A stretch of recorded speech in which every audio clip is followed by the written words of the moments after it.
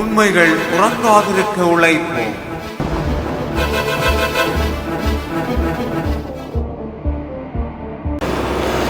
இடைமுழக்கம் YouTube channel நண்பர்கள் அனைவருக்கும் இந்த நேர வணக்கங்கள். இன்றைய நாளிலே 28ஆம் நாளிலே உங்களோடு இணைந்து கொள்கின்றேன்.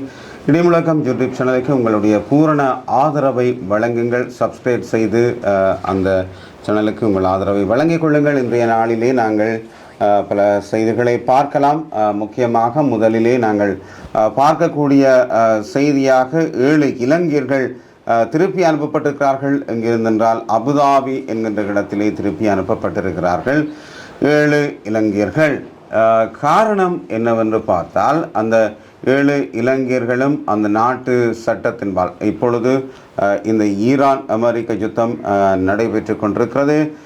இந்த நிலையிலே அந்த நாட்டிலே குறிப்பிடப்பட்ட விடயங்களாக அந்த யுத்தம் தொடர்பிலே யாரும் பகிரக்கூடாது, அந்த புகைப்படங்களை யாரும் வைத்திருக்கக்கூடாது என்ற விடயங்கள் அந்த நாட்டிலே அறிவிக்கப்பட்டிருக்கிறது. இவர்கள் அந்த அறிவிப்பை மீறி தங்களுடைய தொலைபேசிகளிலே இந்த புகைப்படங்களை வைத்திருக்கிறார்கள். இதைவிட இந்த படங்களுக்கு அல்லது இந்த செய்திகளுக்கான கருத்துக்களை எல்லாம் வழங்கியிருக்கிறார்கள். இந்த விடயம் காரணமாக ஐக்கிய அரபு ராச்சியத்தின் பாதுகாப்பு பிரிவினரால் கடந்த 27ஆம் திகதி இவர்கள் கைது செய்யப்பட்டிருக்கிறார்கள். ஐக்கிய அரபு ராச்சியத்தின் பாதுகாப்பு பிரிவினரால் இவர்கள் கைது செய்யப்பட்டு கடந்த 27ஆம் திகதி இவர்கள் கட்டநாயக்கா விமான நிலையத்தை வந்தடைந்திருக்கிறார்கள். ஐக்கிய அரபு ராச்சியத்தின் அபுதாபி பாதுகாப்பு பிரிவினரால் கைது செய்யப்பட்ட இளைஞர்கள் அதாவது நேற்று 27ஆம் திகதி கட்டநாயக்கா விமான நிலையத்தை வந்தடைந்திருக்கிறார்கள். அம்பலாங்குட, மாரபன, பொரளை, பண்டாரகம, புலனர்வை மற்றும் மத்தளை ஆகிய பகுதிகளை சேர்ந்து 23 முதல் 33 வயதுக்கும் இடைப்பட்ட இளைஞர்களை இந்தவாறு நாடு கடத்தப்பட்டிருக்கிறார்கள். உண்மையில் ஒரு நாட்டில் நாங்கள் இருக்கின்ற போது அந்த நாட்டின் சட்டத்திட்டத்தை மீறுவது என்பது உண்மையில் அந்த நாட்டின் பாதுகாப்பு சட்டத்தை மீறுவதாகத்தான் இருக்கும். இப்பொழுது மத்திய கிழக்கிலே போர் சூழல் தொடர்பான ட்ரோன் மற்றும் ஏவுகணை தாக்குதல்களின் புகைப்படங்கள் மற்றும் காணொளிகளைத்தான் இவர்கள் அங்கே வைத்திருந்திருக்கிறார்கள் தங்களுடைய தொலைபேசிகளிலே. மற்றும் அவை தொடர்பாக அந்த விருப்ப குறியீட்டை வழங்கியிருக்கிறார்கள், அந்த கருத்துக்களை பதிவிட்டிருக்கிறார்கள். இது பாதுகாப்பு பிரிவினருக்கு தெரியப்படுத்தப்பட்டு, அதாவது பாதுகாப்பு பிரிவினரால் கண்டறியப்பட்டு அவர்கள் இந்த செய்திகளை அறிந்து இவர்களை கைது செய்திருக்கிறார்கள். இது அந்த நாட்டிலே நடைபெற்ற ஒரு விடயம். இவர்கள் அந்த நாட்டின் சட்டத்திட்டத்தை மீறி நடந்ததால் அவர்கள் கைது செய்து நாட்டுக்கு திருப்பி அனுப்பப்பட்டிருக்கிறார்கள். இந்த நாட்டிலே வந்து இறங்கியவுடன் இவர்களை விமான நிலைய குற்றப்புலனாய்வு திணைக்கள அதிகாரிகள், அரச புலனாய்வு பிரிவினர் மற்றும் போலீஸ் போதைப் பொருள் தடுப்பு பிரிவினரும் இணைந்து தற்பொழுது இவர்கள் மீதான விசாரணைகளை ஆரம்பித்திருக்கிறார்கள். உண்மையில் அன்புக்குரியவர்களை, எங்களுடைய இந்த தேசத்திலிருந்து பலர், எல்லா இனத்தவர்களும், தமிழர்களாயினும் சரி, சிங்களவர்களாயினும் சரி, முஸ்லீம்களாயினும் சரி, உங்களுடைய குடும்பத்தின் பொருளாதார நிமித்தம் இந்த அரபு நாடுகளில் இருந்து வேலை செய்து கொண்டிருக்கிறீர்கள் உங்கள் குடும்பத்தை பாதுகாப்பதற்காக. அதாவது இந்த ஈரான் இஸ்ரேல் யுத்தம் தொடங்கிய பொழுதே அங்கு கதைக்கின்ற பொழுது அவர்கள் சொன்ன விடயம் புகைப்படம் எடுக்க முடியாது, இது தொடர்பிலே பேச முடியாது என்ற விடயங்களை எல்லாம் அவர்கள் தெரிவித்திருக்கிறார்கள். எனவே அன்புக்குரியவர்களே, உங்களுடைய பாதுகாப்புகளை நீங்களே தேடிக்கொள்ளுங்கள். இது உங்களுடைய குடும்பம் சம்பந்தப்பட்ட விடயங்கள். ஏனெனில் நாங்கள் தொழிலுக்கு சென்றிருக்கிறோம், தொழிலையே நாங்கள் சரியாக மேற்கொள்ள வேண்டும். அந்த நாட்டினுடைய சட்டத்திட்டங்களுக்கு உட்பட்டுத்தான் நாங்கள் அந்த நாட்டிலே பயணிக்க வேண்டும். அந்த சட்டத்திட்டத்தை மீறி நாங்கள் செயல்பட முடியாது. எனவே எங்களுடைய பாதுகாப்பில் நாங்கள் சரியாக இருக்க வேண்டும். ஏனெனில் இங்கு பலர் கடன்பட்டு ஒரு கடன் அடிப்படையிலே தான் இந்த அரபு நாடுகளுக்கு சென்று சேருகிறார்கள். அவர்கள் அங்கு சென்று உழைத்து இந்த கடன்களை கட்டுவதற்கு கிட்டத்தட்ட 2 வருடங்களுக்கு கிட்ட ஆகிவிடுகிறது. எனவே அவர்கள் இவ்வாறான செயல்களில் ஈடுபட்டால் குடும்பம் மிக பாரிய சுமையை எதிர்கொள்ளும். எனவே அன்புக்குரியவர்களை, அரபு தேசங்களில் வாழ்பவர்களே, இந்த குடும்பத்துக்காக நீங்கள் கடுமையாக உழைத்து கொண்டிருக்கிறீர்கள். எனவே அந்த நாட்டின் சட்டத்திட்டத்தோடு ஒத்துப்போய் உங்களுடைய தொழில்களை மேற்கொள்ளுங்கள். மிக பாதுகாப்பாக இருங்கள். மேலும் ஒரு செய்தியை பார்த்தால் களுத்துறையிலே துப்பாக்கிச் சூடு ஒன்று நடைபெற்றிருக்கிறது. இந்த துப்பாக்கிச் சூட்டிலே வர்த்தகர் ஒருவர் படுகொலை செய்யப்பட்டிருக்கிறார். அதாவது ஸ்கூட்டி மோட்டார் சைக்கிளில் சென்று கொண்டிருந்த ஒருவர் மீது மகிழுந்து, அதாவது காரிலே வந்த ஒருவர் இந்த ஸ்கூட்டியில் சென்றவர் மீது துப்பாக்கிச் சூடு நடத்திவிட்டு அவர் தப்பிச் சென்று விட்டார். இப்பொழுது அவரை கைது செய்வதற்காக போலீஸ் குழுக்கள் அமைக்கப்பட்டு இந்த தேடுதல் நடவடிக்கையிலே இறங்கியிருக்கிறார்கள். அந்த செய்தி இன்று நடைபெற்றிருக்கிறது. அதாவது 28/5/2026 இன்று நடைபெற்றிருக்கிறது. அவர் மருத்துவமனையிலே உயிரிழந்திருக்கிறார். நாகுட மருத்துவமனையில் அனுமதிக்கப்பட்ட பின்னர் அவர் உயிரிழந்திருப்பதாக இலங்கை காவல்துறை தெரிவித்திருக்கிறது. அவர் படுகாயத்தோடு தான் அவரை கொண்டு சென்று அனுமதித்திருக்கிறார்கள். இப்பொழுது அந்த சந்தேக நபரை கைது செய்வதற்காக விசாரணையை காவல்துறை முடக்கி விட்டிருக்கிறது. மேலும் ஒரு செய்தியை பார்க்கலாம். மட்டக்களப்பிலே ஒரு 20 வயது இளைஞனின் உயிரை பறித்திருக்கிறது அதிவேகம். உண்மையில் இந்த அதிவேகம் தொடர்பிலே நாளாந்தம் செய்திகள் வந்து கொண்டிருக்கிறது, நாங்கள் பார்த்து கொண்டிருக்கிறோம். ஆனாலும் எங்களுடைய வயது அதை செய்ய தோன்றுகிறது. அதிவேகமாக பயணிப்பதற்கான அந்த மோட்டார் வண்டிகளை நாங்கள் பயன்படுத்துவதால் இந்த விபத்துக்கள், இந்த உயிரிழப்புகள் நடைபெற்று கொண்டிருக்கிறது. அதை நாங்கள் தவிர்ப்பதற்கு இன்னும் முயற்சிக்கவில்லை. நாங்கள் விபத்தினூடாக மரணம் அடைவது என்பதற்கு அப்பால் இன்னொருவரின் உயிரை குடிக்கின்ற ஒருவராக நாங்கள் மாறிவிடுகிறோம். நேற்று முன்தினம் கிளிநொச்சியிலே கூட ஒரு இளம் தாய் அந்த விபத்திலே அகப்பட்டு மரணித்திருக்கிறார். அதாவது மிக அதிவேகமாக சென்ற மோட்டார் சைக்கிள், கனரக மோட்டார் சைக்கிளே சென்று மிகப்பெரிய வகையான அந்த அதிவேக மோட்டார் சைக்கிளிலே சென்ற பொழுது எதிரே வந்த, அதாவது தனது மகளை பாடசாலையிலிருந்து அழைத்து செல்வதற்காக வந்த இளம் தாயொருவர் இந்த விபத்திலே பலி கொள்ளப்பட்டிருக்கின்றார். நாங்கள் எங்களை அறியாமல் நாங்கள் வீதியிலே பயணிக்கின்றோம். அது அடுத்தவருக்காக அல்லது அடுத்தவருக்கு ஒரு ஆபத்தை உண்டு பண்ணிவிடக்கூடாது என்பதில் நாங்கள் எப்பொழுதும் தெளிவாக இருக்க வேண்டும். ஒரு அதிவேக கட்டுப்பாட்டை கட்டுப்படுத்த முடியாத ஒரு நிலையிலே தான் இந்த விபத்துக்கள் நடைபெற்று கொண்டிருக்கிறது.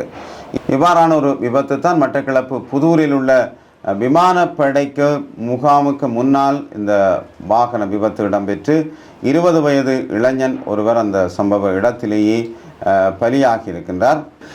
குறித்த விமானப்படை முகாமிற்கு அருகிலுள்ள திருப்பெருந்துறை செல்லும் வீதியிலே தான் நேற்று மாலை 4:30 மணிக்கு வேகமாக வந்த மோட்டார் சைக்கிள் தடம் புரண்டு இந்த பாவியிலே விழுந்து அந்த இளைஞன் உயிரிழந்திருக்கிறார்.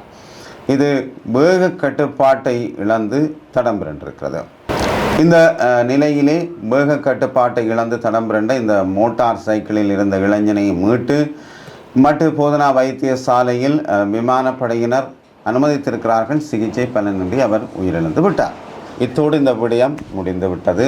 அவரின் உயிர் போய்விட்டது, அவர் இறந்து விட்டார். இதன் பிற்பாடாக வரக்கூடிய பல சம்பவங்கள்லாம் மிக மிக பெரியவை, மிக ஆபத்தானவை. அதாவது அவரை நம்பி இருக்கின்ற குடும்பம், அவருடைய குடும்பத்தின் பொருளாதாரம் பின்தள்ளப்படுகின்றது. இன்னும் பல விடயங்களுக்கு அந்த குடும்பம் முகம் கொடுக்க நேரிடுகிறது. இவ்வாறு அதிவேக பயணங்கள் பலரின் உயிரை குடிக்கிறது. அவர்களின் உயிரை குடிக்கிறது என்பதற்கு அப்பால் எதிரிலே வருகின்றவர்களின் உயிரை கொண்டு செல்கின்றது. எதிரில் வருகின்றவர்கள் சரியான திசையிலே சரியானதின் படி பயணிக்கின்ற அவர்களுக்கு இந்த விபத்து நேர்ந்து அவர்களும் இந்த உயிரிழந்து போகின்ற ஒரு நிலைமை ஏற்படுகிறது. எனவே அன்புக்குரியவர்களே, இது இன்று நேற்று நடக்கின்ற விடயமல்ல, இது தொடர்ந்து நடைபெற்று கொண்டிருக்கக்கூடிய விடயங்கள். நாங்கள் எங்களுடைய வீதிகளிலே ஓடத்தகுந்த உந்துருளிகளை எடுத்து ஓடுவது மிகச்சிறப்பு. அதிவேக மிகப்பெரிய உந்துருளிகளை பயன்படுத்துவதால் மிக பெரும் உயிராபத்துக்களை அது ஏற்படுத்தி விட்டு செல்கிறது. எனவே நாங்கள் மிகவும் அவதானமாக இருந்து செயல்பட வேண்டியவர்களாக இருக்கின்றோம். இந்த விடயத்தில் நாங்கள் மிக கவனமாக செயல்பட வேண்டும். மேலும் ஒரு செய்தியை உங்களோடு பகிர்ந்து கொள்கிறேன். விடுதலை புலிகளை மீள உருவாக்க முனைந்தார் என்ற பெயரிலே ஒருவர் கைது செய்யப்பட்டு விடுதலை செய்யப்பட்டிருக்கின்றார். இந்தியாவிலே தான் இந்த சம்பவம் நடைபெற்றிருக்கின்றது. இந்த ஒரு விடயம், அதாவது விடுதலை புலிகளை மீள காட்டி எழுப்புவதற்கான ஒரு விடயம் என்று எல்லா இடமுமே இந்த குற்றச்செயல்கள் போடப்பட்டு அவர்கள் தண்டிக்கப்படுகிறார்கள். தமிழீழ விடுதலை புலிகள் அமைப்பை மீண்டும் உயிர்ப்பிக்க சதித்திட்டம். உண்மையில் இந்த விடயத்திலே நான் சிந்திக்கக்கூடிய விடயம், நாங்கள் மறந்தாலும் அவர்கள் மறக்க விட மாட்டார்கள் என்றே எப்பொழுதும் எண்ண தோன்றுகிறது. தமிழீழ விடுதலை புலிகளை உயிர்ப்பிப்பது என்பது அவ்வளவு சாதாரணமான ஒரு விடயம் அல்ல. ஒரு தலைமைத்துவத்தின் கீழ் ஒரு நிழல் அரசாக செயல்பட்ட தமிழீழ விடுதலை புலிகளின் யுத்தம் 2009 ஆண்டு வைகாசி மாதம் 18ஆம் தேதியோடு அந்த யுத்தம் மௌனிக்கப்பட்டு விட்டது. அதை மீள உயிர்ப்பித்து அந்த அமைப்பை கட்டி எழுப்புவது என்பது ஒரு மிகப்பெரிய சவால். அதை செய்வதென்பது சாத்தியமற்ற விடயம். இதைவிட இந்த யுத்தம் இத்தோடு முடிவுறட்டும் அல்லது இந்த யுத்தத்தை நாங்கள் முடிவுறுத்துவோம் என்ற எண்ணத்தோடு தான் தலைவர் அவர்கள் அந்த யுத்தத்தை நிறுத்திவிட்டு சென்றிருக்கிறார். அவர் இந்த மண்ணிலே தற்போது இல்லை என்பது எல்லோருக்கும் தெரியும்.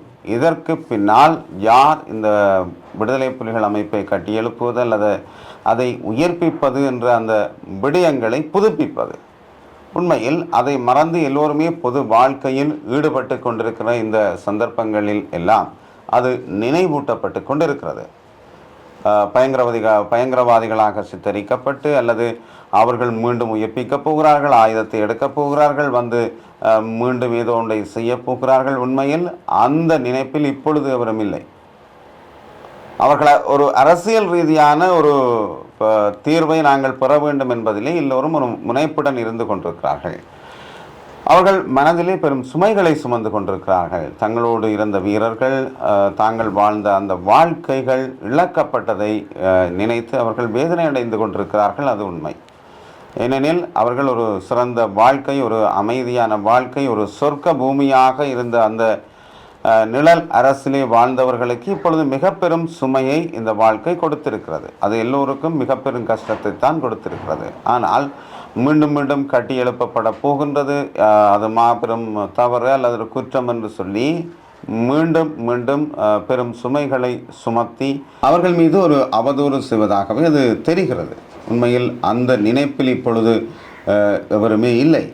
அதை செய்வதற்கு யாரும் தயாராக இல்லை. அந்த பெயரை பயன்படுத்தி வேறு யாராவது முயற்சிக்கலாம். ஆனால் தமிழீழ விடுதலை புலிகள் சார்ந்து இன்று எவருமே அந்த நினைப்புகளில் இருப்பதாக தெரியவில்லை. இது இந்தியாவிலே தான் நடந்திருக்கிறது. அதாவது உயிர்ப்பிக்க சதித்திட்டம் தீட்டியதாக கூறப்படும் வழக்கில் 5 ஆண்டு சிறை தண்டனை விதிக்கப்பட்டிருந்த இலங்கை அகதியொருவர் அந்த நாட்டு உச்ச நீதிமன்றத்தால் விடுதலை செய்யப்பட்டு தீர்ப்பளிக்கப்பட்டிருக்கிறது. ஆள் மாறாட்டத்தால் பாதிக்கப்பட்ட ஸ்ரீ என்ற பெயரில் தலைமறைவாக இருந்த ஒரு செயல்பாட்டாளரை தவறாக சிக்க வைக்கப்பட்டார் என்று தீர்ப்பில் நீதிமன்றம் சுட்டிக்காட்டியிருப்பதாக அந்த செய்தி இருக்கின்றது. உண்மையில் இந்த விடயங்களை நாங்கள் கவனத்தில் கொள்வோம்.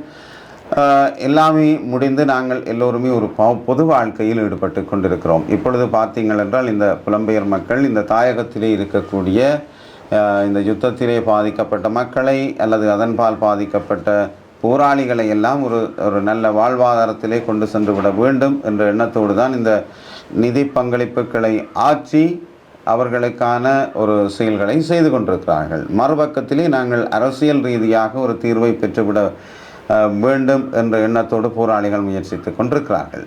இப்பொழுது அது ஒரு அரசியல் நீரோட்டத்திலே தான் கலந்திருக்கிறது அன்றி இந்த விடயங்களை போன்று எதுவுமே இல்லை. எனவே நாங்கள் எல்லோருமே ஒருமித்து ஒரு அரசியல் நகர்விலே தான், ஒரு ஜனநாயக வழியிலே தான் இந்த இனம் நகர்ந்து கொண்டிருக்கிறது என்பதே உண்மை. மீண்டும் இன்னும் ஒரு வீடியோவில் சந்திக்கும் வரை விடைபெறுகிறேன். நன்றி, வணக்கம். இடைமுழக்கம் சேனலுக்கு உங்கள் பூரண ஆதரவை நல்குங்கள்.